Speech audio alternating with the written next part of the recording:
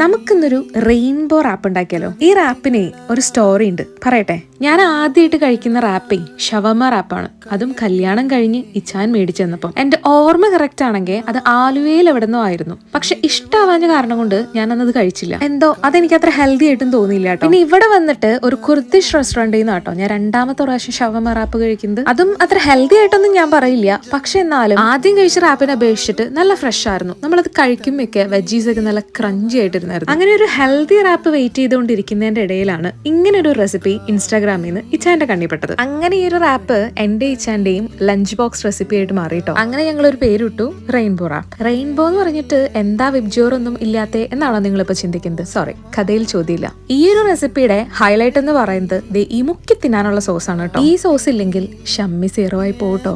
ആട്ടിമുടി healthy, അതാണ് കേട്ടോ നമ്മുടെ ഈ റീലിന്റെ ലോഗോ എന്ന് പറയുന്നത്. അപ്പൊ നമ്മുടെ റാപ്പ് ഇഷ്ടമായെങ്കിൽ ഒരു ഹാർട്ട് കമന്റ് ചെയ്യണേ.